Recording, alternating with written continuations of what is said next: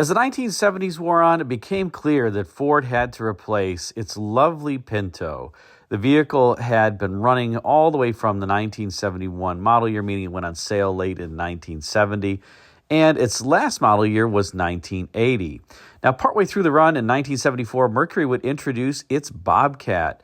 And so when the Pinto was replaced, that meant that the Bobcat also had to be replaced.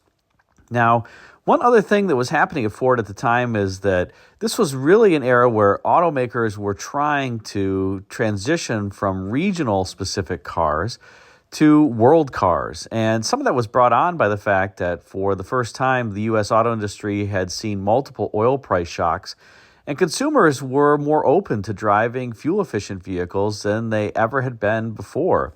So it made sense to think about consolidating platforms and making the same vehicle globally to get better economies of scale. Ford had the idea to introduce a new so-called world car, and that was going to be the new Escort. The original vision was to replace the Pinto in the U.S., and I guess I should also say the Bobcat, and then the Escort Mark II overseas, which was also due for a refresh. So why not consolidate both of the refreshes for these vehicles and come up with something new, Ford thought.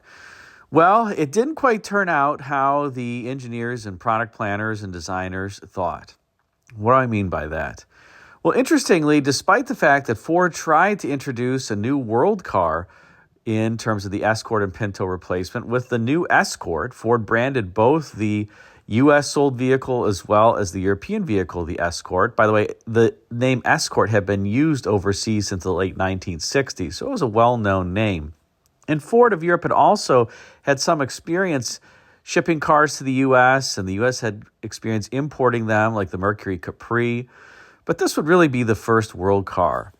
I would say that it didn't quite go as planned on a number of fronts. Well, one of the things that I think was the original vision for the car was that it was supposed to share a significant amount of sheet metal between the U.S. and overseas. And the amazing thing is, despite the fact that the Escort and here the Mercury Lynx that we're going to talk about look very, very similar to the overseas Escort, they actually shared no body panels in common with one another, if you can believe that. Not a single body panel is shared between the U.S. Escort and the foreign Escort, or in the case of what we're going to talk about here, the upscale Malaise mobile, the Mercury Lynx. Now, in addition to not sharing any body panels across the pond, the cars amazingly also don't share really any chassis components either, despite the fact that they both ride on an identical 94-inch-ish wheelbase. So almost nothing was shared. There were some powertrain components that were shared, including the engine and the automatic transmission, but you can imagine that overseas automatic transmissions were not a highly penetrating option. So in any case, despite being Ford's first world car, I would say in terms of being a world car, it was a relative failure because the American and European teams diverged so much and I guess wanted something so different. Now let's take a look at this beautiful, and yes, I did say beautiful, 1983 Mercury Lynx. Now, the Mercury Lynx was obviously the upscale version of the Ford Escort. Both were introduced for the 1981 model year. But if you wanted subcompact luxury, you certainly could not get an Escort. You had to get a Mercury Lynx, and you had to get a Mercury Lynx LS, like this one is. And wait till you see the luxury features. Actually, this car sold on Bring a Trailer not that long ago for $6,500. I would have probably paid that for this car had I known that it was available. It's just cool, and it's extremely well preserved. And you don't see these anymore. It's got quite a few options as well. This one's a relatively loaded example for, I'll say, the time. But for the Mercury Lynx, you did get some different styling elements. Of course, you have that cougar emblem in the middle of the grille. You do have kind of this vertical bar texture. The bar within the bar, notice the grille is divided into 3 sections. Imagine if that were just all bars and all the same. It wouldn't quite look the same and have the same dimension to it as it does with the bar within a bar texture. You also have this really nice shiny metal bumper up front, something you don't see anymore, especially on economy cars, with a well-integrated rub strip. The Escort did have a metal bumper up front, but it looked a bit more crude, didn't have this nicely integrated rub strip into it in many different configurations. And I have to say, I got to give it to Ford here. I mean, take a look at where the hood meets the grille, meets the headlamp surrounds, and the gap between the hood and the fender.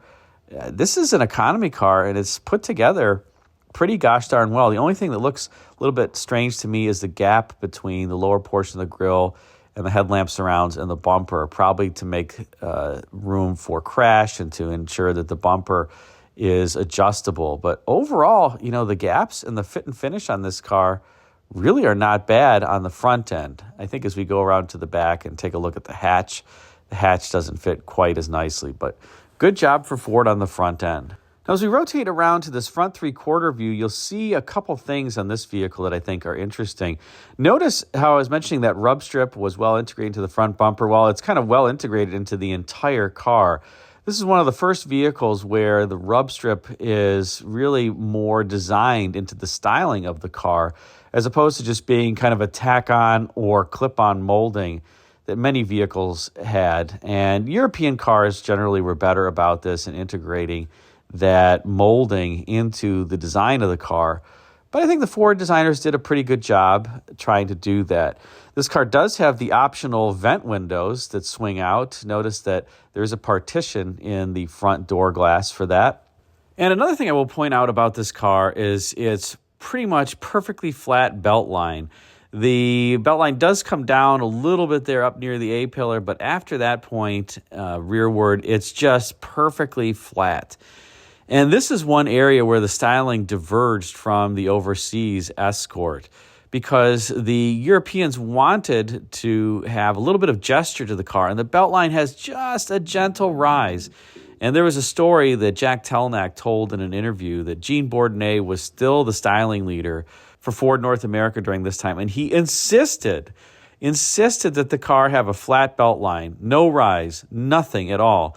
And apparently, the designers kept trying to give the belt line a slight rise to it, and Bourdonnais would just throw a fit every time they did that and said, "No, I told you I wanted it flat. I'm going to fire the next person who does that." So this is Gene Bourdonnais, the styling leader whose teams perhaps reluctantly designed cars like the Lincoln Mark VI with the perfectly flat fenders and quarters. And the problem when you have these perfectly flat lines, they are genuinely flat, but your eye does tricks really with them. It makes it look like the car is actually sagging a little bit, or the fender, if it's perfectly flat, looks like it actually at the ends of it is upswept a little bit. So you have to have little tricks so that your eye doesn't misread the design, and for whatever reason, Bourdonnais could just knock it over that and had to give the car this perfectly flat belt line. And here in the side profile, you can see better what I was talking about that flat belt line. It almost looks like the car is kind of sagging in the middle, particularly because it swoops upward a little bit near the A-pillar, but doesn't do the same near the C-pillar. And I think your eye kind of gives the car a visual sag, perhaps also accentuated by the placement of that B-pillar. This is not a happy, I would say, view of this particular car. It looks ill-proportioned. The rear quarter glass looks cartoonishly large on this car. It really appears as though that B-pillar needs to move rearward, but you can't move it that far rearward because then the door is going to start extending into the rear wheel. It just does not look quite right. I think the other thing is the upper on this car is so tall that the rear end also looks like it doesn't have the same or the appropriate level of height to it. And I think designers are really just forced into this, because imagine if the car had a belt line that was just gently rising, it would look much better because the rear could be a little bit taller, that rear quarter glass could become smaller. But as it is, I think the designers were just protesting Gene Bourdonnais, and this was the end of the Gene Bourdonnais era of style, and I think thank goodness, because it was just starting to go off the rails a bit for Ford design and really would become much more exciting with the introduction of, in particular, the 1983 Aerobird. I will say one other thing that's kind of funny to me about this particular view is the rain gutter or the drip rail above the glass looks massive. I don't know how much rain the engineers were trying to channel away from the window glass, but that could accommodate a lot. It was one of the thickest drip rails I think that I've ever seen on a car, but nonetheless, yeah, it's here. Now, interestingly, the Lynx has this kind of blackout piece of trim behind the door, and on the Escort, that would be a piece of bright work. And I guess that the designers were trying to give it the look that maybe even the window was extended. It looks a little weird because the top of that plastic piece rises above the bright work that surrounds the rear quarter glass. I almost want to shrink it a little bit to fit within that window. But, oh well, this is what they did. And you can see this was a veritable hatchback design. So it's practical. And I think that was one of the things that people loved about these cars. And hatches were becoming a little bit more popular during this time, a little bit more accepted. And I think a lot of people really found that they have quite a bit of practicality. Now, as we look at the dead-on rear, I have to say I do like how this piece of back glass has this little radius at the bottom there. It gives it a little bit of a nicer look. But I did want to point out a couple things. On this Mercury Lynx, you get these smoked taillights. Ooh, look at those taillights. Very nice. And if you look beneath Lynx LS, what does that say? 5-speed. Yes, the 5-speed manual was optional. This was back during a time frame when many domestics still had 4 speeds. Import cars tended to have 5 speeds. And part of the issue here was that the domestic auto manufacturers kept looking at the difference between the 4 and 5 speeds very rationally from the perspective of a consumer, saying and performing calculations to say that, well, for the incremental cost, the customer was never going to recoup the fuel economy benefits of the 5-speed, and so they shouldn't offer it. Well, of course, customers just want what they want, and finally they started offering the 5 speeds. Like I said, it was manual in this particular Lynx, and, well, customer, at least this customer, ordered it. Now, as we rotate to the interior, I have to say the interior on this for an economy car really isn't all that bad. Take a look at the seats. They look comfortable. They look well padded. You do get a center armrest, but of course, for the photo, you want to have the armrest up because otherwise you wouldn't see the cell phone that somebody put in here. That had to have been put years after 1983. I can't believe somebody put a cell phone in their Mercury Lynx. But you got kind of the sporty 4-spoke steering wheel and gauges with a tachometer and a speedometer. So you actually knew how fast the engine under hood was turning. The one thing that I will say that kind of stinks about this is that you do have the nice red interior back when you could still get various color combinations on the interiors, even in economy cars. But notice the A-pillar trim there is just a neutral color. So we kind of went half in with the color elements in the interior. And here's a little bit better picture of the dash. You get some nice faux wood grain on the IP there. But I do think that the overall look of this IP is quite nice. I like that there's this little driver's binnacle with the gauges in it. And there is a pretty tall center stack.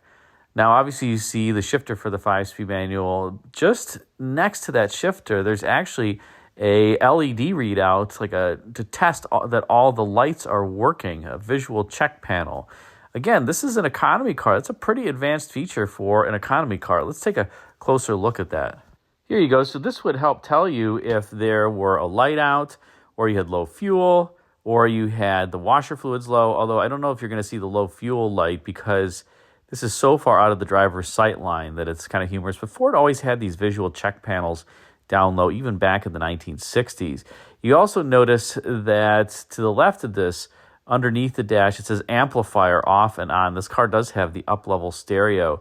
So you could have some really nice tunes in your Mercury Lynx. And overhead, you even got a super cool swivel spotlight. Not only did you have the dome light that was contained in the headliner, you have this little swivel light. This was around for a number of years. This was not new on the Escort and Lynx, but I thought it was a nice piece that Ford really had and very functional. If you needed to take a look at a map or something, back when people used maps, this would work quite well. Now, in the underhood department, this Lynx has the optional high output 1.6 liter Ford CVH engine that made 80 horsepower. The standard engine was 70. So the high output variant got you 10 more horsepower. And I suppose 80 versus 70, well, that's almost 14%, actually a little over 14% improvement in terms of horsepower. So, well, but that was all that you could get in your Lynx. Maybe with the 5-speed, it's not too bad. That appears to be one heck of an alternator over there. I don't know what in the world this thing is running in terms of accessories. But I do enjoy that they have the dual snorkel air cleaner here, both with the hot air ducting. You could see the little vacuum actuated valves for cold weather operation. But this engine, despite only being 1.6 liters, was kind of known for its harshness. They also tended to have a little bit of reliability issues toward the 100,000 mile mark, but that was true of pretty much any domestic four-cylinder back in the day, except the Iron Duke. That one would last a little bit longer before it shredded its timing gear. Now, this engine was really one of the few common parts between the European and North American Escort, and the engine had a number of displacements globally, all the way from 1.1 liters all the way up to 2 liters, and it made its introduction in the 1980 European Escort and the 1981 North American Escort. But like I said, it's kind of coarse, I would say, sounding, and despite the fact that it's 1.6 liters, it's not a big four-cylinder. I would not call it smooth. So not a great element associated with this Lynx, but hey, this was an economy car. Those you saw, it's a pretty nice one, and with a 5-speed manual transmission, you'd probably get about 35, 36 miles per gallon on the highway, maybe even a little more if you kept it to 55, 60 miles an hour. So overall, a fun little car, maybe not the fastest, but a fun little car to drive. So what do you think of the Mercury Lynx? Would you have bought this for $6,500? Well, maybe if you had, then you would respond that, well, I bought this car for $6,500. You're the winner on Bring a Trailer. But only one person was that lucky buyer, and all the rest will just have to watch this video. Thanks again for watching.